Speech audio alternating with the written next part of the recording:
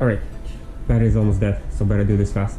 So Chia update, this guy is doing not bad. I think my time has decreased to like 6 months. So yeah, it's just, you know, chugging along. Could be, you know, could be better. This guy can plot worth nothing. Well, I think it's because it doesn't have a good SSD. I tried to put some hard drives in RAID. Still takes 10 hours to plot single thing. Needs an SSD. There's no way to put this SSD in there. I've ordered some PCIe to M.2 board converters, but they haven't arrived yet. So this guy is going to be doing nothing. Also, the CPU probably needs more threads, need more RAM, need more hard drives. A lot of things needed for that one. So yeah, that one is on hold. So I was shopping for a lot of parts, and then I found this deal on Craigslist. So yeah, actually I ordered a hard drive from Western Digital or anywhere I could before they all went out of stock. Yeah, only 8 terabytes, because anything more than 8, I think it's already out of stock or a really horrible deal. Found some also old hard drives lying around there, 2 terabyte each. And this is the deal that I actually got from Craigslist. It was like 280 bucks or 280 Canadian rupees. And it's a pretty good deal, I think. So this is H370, so it's kind of like Z370, except it can't overclock, and the less PCI Express lanes, but you know, I don't really need it for the, like, if you want to do SLI, there's not that many lanes, and as you can see, it doesn't have a third 16x PCIe, but you know, who needs that? You just need the 116 length and a bunch of the small 1x lengths. That will be good enough. Alright, so yeah, pretty cool motherboard, I thought, and it came with this CPU which can you know, can mine Chia, probably not bad, and I thought like this motherboard can be good for mining Ethereum. So that, yeah, this is a good deal. I don't know how to mine Chia in Linux, but you know, this is a good opportunity to learn. Yeah, also, that PC is actually not mine, that's my brother's PC, so I can't rely on it for plotting. It's actually doing farming for him. He's not here, but he has interest in farming, so I just set it up for him, and profits go to him, to his account. And he has a bland motherboard in there. It's actually Z370, which is, you know, technically better than H370, but it's not looking very impressive. It's like doesn't have a lot of lights and heat sinks. Yeah, this one has more heat sinks and more LEDs. Has some questionable accent coloring, but oh well. I think it actually might have RGB in here. Oh yeah, I think it also has RGB in there. So I think this motherboard is actually cooler looking, so I'm gonna swap it in there and put that one into a mining rig. Yeah, so that's what I'm gonna do. I'll swap out the motherboard, swap out some stuff. Also gonna set this guy up for the remote access so I can get him out of here and have it mining somewhere else, and I'll be able to remotely log into it and check up on it once in a while.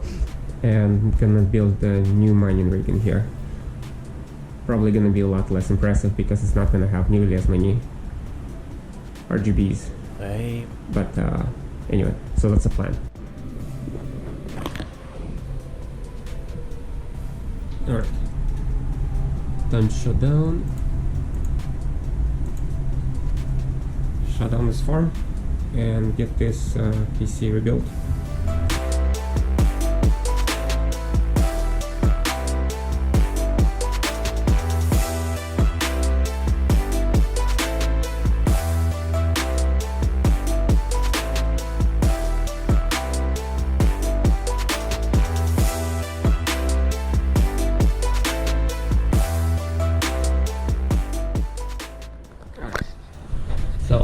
I plug in the video output into the motherboard because I don't want to go through the GPU.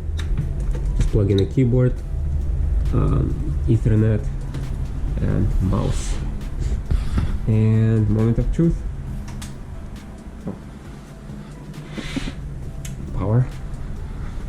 And moment of truth. That was some startling sounds, but I think things are working. I better plug in my camera, otherwise the battery will die. Oh cool, yeah, look at that. So many lights. Oh, some kind of light there. The light's a CPU. What do you mean CPU?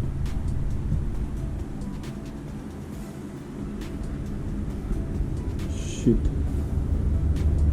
What the hell? What if the guy sold me a dead motherboard? No, or like bent pin motherboard because I didn't even try to take out the CPU to check the socket. Oh damn.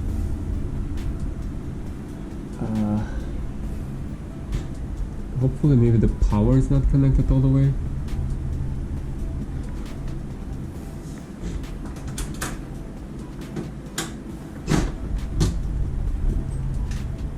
Yeah, there's a debug light right there.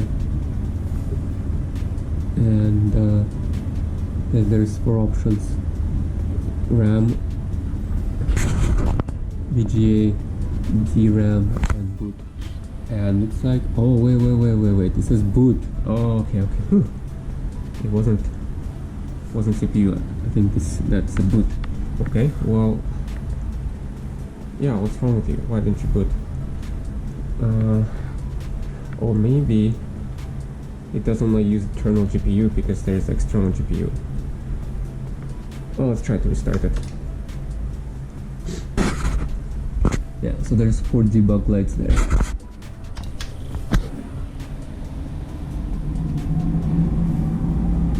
Okay, VGA, now boot. Yes, boot please. Or it's missing a boot drive. Or maybe it doesn't know that there is a boot drive. Either way, it should go into BIOS. Or maybe I just need to switch the screen. VGA, TDI, HDMI. HDMI nothing.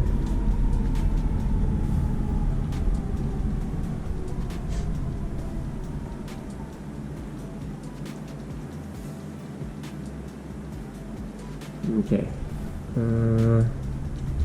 Yeah, let's try to plug in the video card output VGA into the video card. Yeah. Sometimes motherboards don't want to default to the high GPU.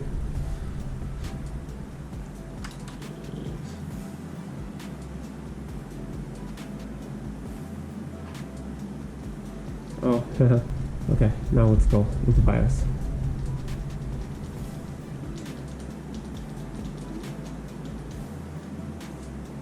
Okay, let's see here. Oh man, the mouse is so slow. Okay, let's see, the memory. Can I do XMP? Oh yeah, XMP enabled. What?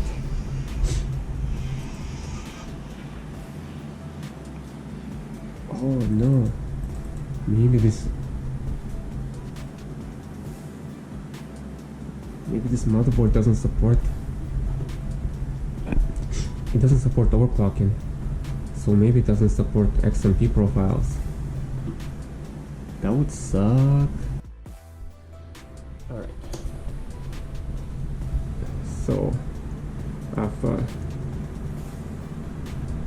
changed the boot priority to the SSD that actually has Windows installed, and also I made sure that the motherboard will power off, having power on every time you just power on the power supply. That way I can unplug this power button just in case the cat steps on it, which cat has been stepping on it all the time. And now I should be able to put into Windows. I think it wasn't recording before, so I'm gonna do a recap. Okay, so first thing you need to do is, so to set up remote access, first you need to make sure you have your password protections enabled. So check you have your password enabled. So you have password set up, you're all good for remote access. Then you can type in here, remote desktop settings. Enable remote desktop. And confirm. And advanced. So if you want to be able to connect to your computer from outside your own local network, from like using internet connection from another house or from your cell phone, you need to uncheck this. Proceed. And this is the port you need to port forward on your router. And to doing that, you need to know a few things. So you need to check your IP address. So you can type in CMD to open the command prompt and type in ipconfig. So this is your local IP address that needs to be enabled on your local router, and this is, I think, usually your IP address of your router. And if you just type this into the browser, you should be able to connect to your router. Okay. So that's what I've done here. I've typed in this IP address into my router, logged in. You probably have to type in your password and the username, so you might want to check with your router default username password. And then you want to click on firewall and port forwarding. Port forwarding, you want to type in the IP address where you want to enable that port. So I'll be 192.168.1.77, and the port that was 3389. So 3389, 3389, 3389. So it could be a range of ports, but for this application you'll need single port, and I don't really know what TCP is. It was there by default, so that's what I selected and it worked. And then just click apply and it will add this to your list of ports, and as you can see I already have it added here. And now I should be able to remote access into that computer. So what you do, you can do remote desktop connect on the computer from which you want to connect, and connect. So, and then here it will ask you for the password. Okay, you should get some kind of warning like this, and you can click yes, and this screen logs into that computer, and that screen gets logged out, so you can't have two people logged into the same computer at once. Well, and basically it's the same username, so you can only log in with the same username one at a time. Maybe if I have two usernames I can log in two, but I haven't tried that. Anyway, so there it's logged in, and when you log out, it doesn't automatically log back in. You have to log in manually. But anyway, so now I should be able to unplug everything from this computer, move it somewhere else. I'll just have the internet connected and the power, and hopefully have remote access to this. And hopefully my battery didn't die, so all of this got recorded for the third time ago. Yeah, so I moved the computer. It's not here. It's in the living room, and logged into it remotely. And now let's add some plots. So it's a little bit laggy. I think it's the network connection. Yeah, this remote access is not that smooth, but you know, good enough. And then let's see how well this processor can do. So I'm gonna delay it by an hour 30 minutes, no, 2 hours 30 minutes for each plot, and then let's see what we'll do.